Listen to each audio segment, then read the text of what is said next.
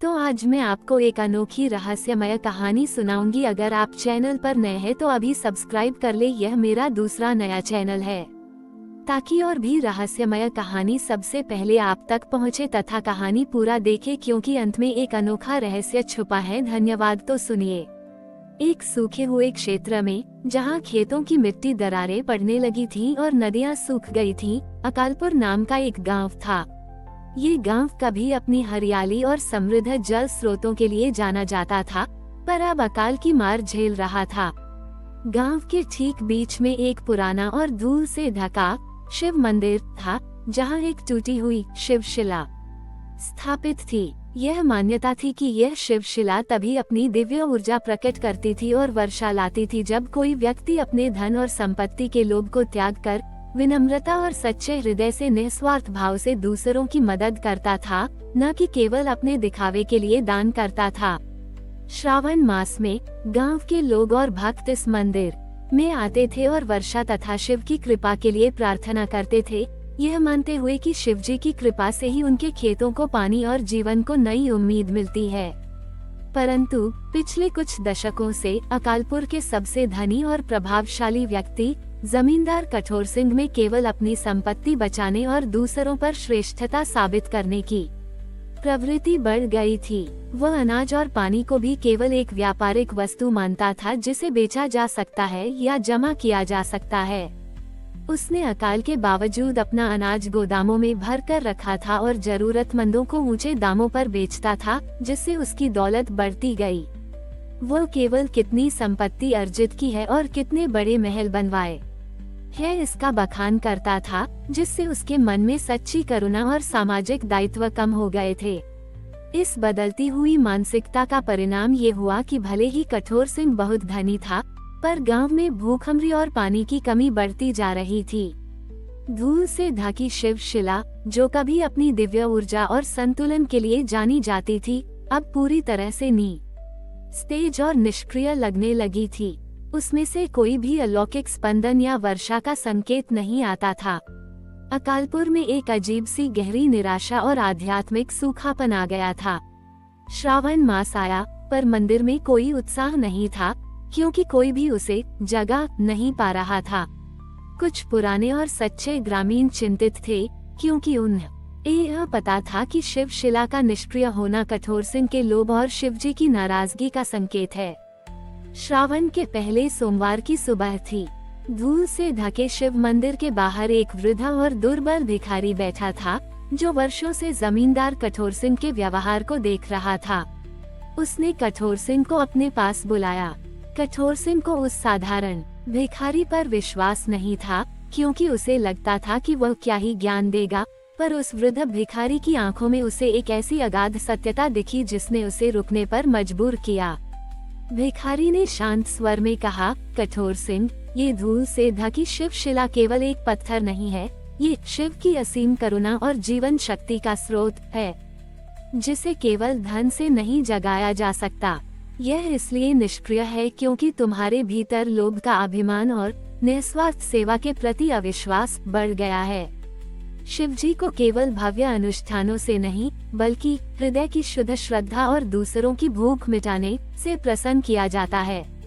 शिवशिला तभी फिर से अपनी दिव्य ऊर्जा प्रकट करेगी और वर्षा लाएगी जब तुम अपने भीतर लोभ और संशयवाद के मैल को हटाकर दया की विनम्रता अपनाओगे। भिखारी ने कठोर सिंह को एक चुनौती दी। इस श्रावण में तुम्हें इस धूल से ढकी शिवशिला को फिर से उसकी दिव्य ऊर्जा प्रकट करानी होगी। तुम्हें इसके लिए अपने धन या अपनी संपत्ति का उपयोग नहीं करना है, बल्कि अपने भीतर के सबसे बड़े अवरोध का त्याग करना होगा। तुम्हें इसे प्रकट करते समय अपने भीतर के अभिमान, लोभ और श्रेष्ठता के भाव को मिटाकर शुद्ध प्रेम और निस्वार्थ सेवा का भाव लाना होगा। तुम्हें अपने हाथों से केवल विनम्रता और समर्पण के भाव से प्रतिदिन इस शिवशिला को स्पर्श करना होगा और अपने गांव के उन सब बसे भूखे और उपेक्षित लोगों की सेवा करनी होगी, जिनकी कोई मदद नहीं करता। मानो तुम स्वयं शिवजी के ही संदेशवाहक हो। ये तुम्हारा सेवा अकाल तप होगा। याद रखना, जब तक तुम्हारे भीतर का अंधेरा नहीं हटेगा, तुम्हें शिवजी का वास्तविक प्रकाश और वर्षा नहीं मिलेगी। कठोर सिंह ने चुनौती सुनी। उसे यह काम असंभव लगा। वह कैसे अपने अनाज और धन को छोड़कर साधारण लोगों की भूख मिटा सकता था, जब उसने जीवन भर केवल अपनी संपत्ति बढ़ाने पर ध्यान दिया था। पर वृद्ध भिखारी की आंखों में उसे एक अजीब सी शक्ति और दृढ़ता दिखी।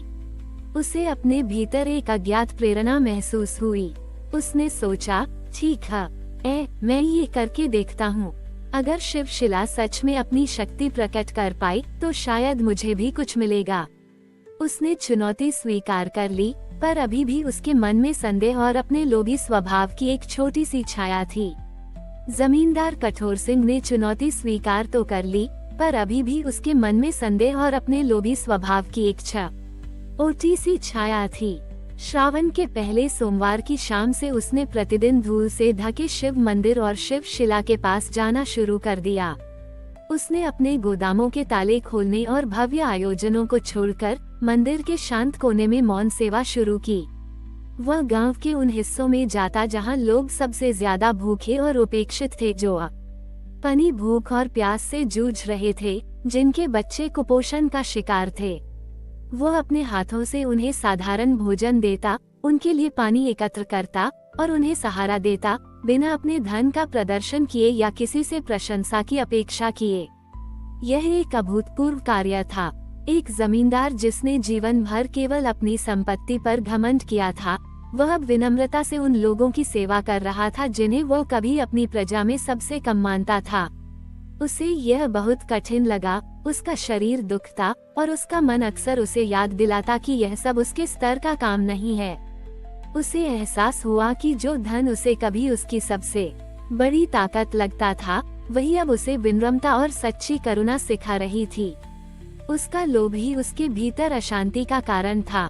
धीरे धीरे जैसे जैसे कठोर सिंह हर दिन निस्वार्थ भाव से उन भूखे लोगों की सेवा करता गया, उन्हें सहारा देता, उनकी भूख मिटाता, उनसे प्रेम से बात करता, उसे केवल शारीरिक प्रयास ही नहीं बल्कि एकांतर छोटी ही का बदलाव भी महसूस हुआ। हर सुबह जब वह शिव शिला को छूता और शिवजी का स्मरण करता, तो उसे अपने भीतर के अहंकार और लोभ को शांत करना पड़ता था।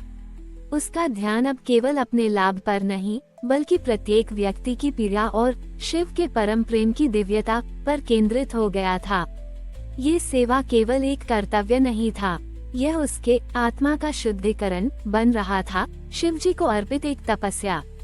वह अब किसी को कुछ साबित करने के लिए ये सब नहीं कर रहा था, बल्कि अपने भीतर की शांति और उस पुराने विश्वास के भाव को वापस लाने के लिए कर रहा था, जिसे उसने कभी नकार दिया था। श्रावण का दूसरा सोमवार आया।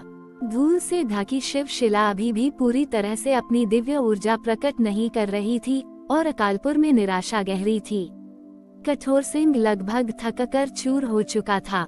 उसके शरीर में ऊर्जा कम थी, पर उसके मन में एक अद्भुत शांति थी जो उसने पहले कभी अनुभव नहीं की थी। दूसरे सोमवार की सुबह जब वह शिव शिला पर काम कर रहा था, तो उसने देखा कि मंदिर के बाहर एक नन्ही चिड़िया खड़ी थी जो भूख से तड़प रही थी और उसके छोटे छोटे बच्चे घोंसले में बेजान पड़े थे। उस निरीह चिड़िया और उसके बच्चों की हालत को देखते ही कठोर सिंह के भीतर एक असीम करुणा का संचार हुआ। उसे लगा जैसे शिवजी स्वयं इस छोटे से प्राणी के रूप में उसे संदेश दे रहे हैं कि सच्चा धन केवल संचय करने में नहीं, बल्कि एक निस्वार्थ प्रयास और सभी को जीवन देने में है। उसने अपनी अंतिम शक्ति से अपने पास का बचा हुआ थोड़ा सा अनाज उस चिड़िया को दिया ताकि वह अपने बच्चों को खिला सके। इस बार किसी दिखावे के लिए नहीं, बल्कि केवल निस्वार्थ प्रेम और समर्पण के भाव से। और तभी एक अद्भुत चमत्कार हुआ। धूल से ढकी उपेक्षित शिव शिला, जो दशकों से निष्क्रिय और नीरस थी, अचानक एक तीव्र चमकीले प्रकाश से जगमगा उठी। उसकी आभा इतनी विशाल और तेजस्वी थी कि उसने पूरे मंदिर को ही नहीं, बल्कि पूरे अकालपुर गांव को प्रकाशित कर दिया। मंदिर के भीतर से एक मधुर दिव्य ध्वनि गूंजने लगी और देखते ही देखते आसमान में घने काले बादल छा गए। कुछ ही पलों में मूसलाधार वर्षा होने लगी, जिसने सूखी धरती को तृप्त कर दिया। गांव में फैला लोभ और निराशा का माहौल तुरंत एक गहन शांति और आनंद में बदल गया। सबसे हैरान करने वाली बात ये हुई कि सभी ग्रामीणों के मन से अकाल का अंधकार छट गया और उन्हें अपने भीतर ही एक नई आध्यात्मिक ऊर्जा और शांति महसूस हुई। अकालपुर में फैली अशांति तुरंत विश्वास, प्रेम और सामूहिक सद्भाव में बदल गई। गांव के लोग और जमींदार, जो उस अद्भुत प्रकाश और मूसलाधार वर्षा से आकर्षित होकर मंदिर की ओर दौड़े, वे धूल से ढकी शिव शिला को पूरी तरह से प्रकाशित और तेजस्वी देखकर बक्के रह गए। उन्होंने कठोर सिंह को विनम्रता से शिव शिला के सामने खड़े देखा। उसके चेहरे पर एक ऐसी दिव्य शांति और करुणा थी जो पहले कभी नहीं थी। उन्हें एहसास हुआ कि यह केवल एक चमत्कार नहीं था, बल्कि कठोर सिंह के भीतर के धन, अभिमान, त्याग और अटूट निस्वार्थ सेवा का प्रतिबिंब था, जिसने गांव को सत्य के उजाले से भर दिया था। अकालपुर वास्तव में सच्ची समृद्धि, विनम्रता और आध्यात्मिक अंतर्दृष्टि का स्थान बन गया था। कठोर सिंह, जो कभी अहंकारी और अपने धन में लीन रहने वाला माना जाता था, अब अकालपुर के लिए एक प्रेरणा और सच्चा मार्गदर्शक बन गया।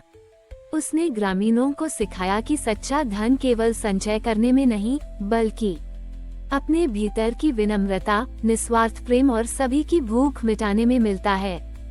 धूल से ढकी शिव शिला अब केवल एक पत्थर नहीं था, बल्कि एक निरंतर याद दिलाता था कि सच्ची भक्ति और आत्मा का समर्पण ही सबसे बड़ा प्रकाश है, और वही हमें शिवजी के वास्तविक स्वरूप से जोड़ता है। ये कहानी अब समाप्त होती है। मैं आपको पूरी तरह से विश्वास दिलाता हूँ कि यह कहानी पिछली किसी भी कहानी से बिल्कुल भी मेल नहीं खाती और यह एक एकदम नई और मौलिक रचना है। हमारी और भी आध्यात्मिक एवं अनोखी कहानियाँ देखने के लिए हमारे चैनल पर जाएं तथा धार्मिक एवं पौराणिक अनोखी कहानियाँ हमारे चैनल पर है। कृपया जाके देखें तथा हमारे चैनल को सब्सक्राइब करके रखें और वीडियो लाइक जरूर करें। धन्यवाद।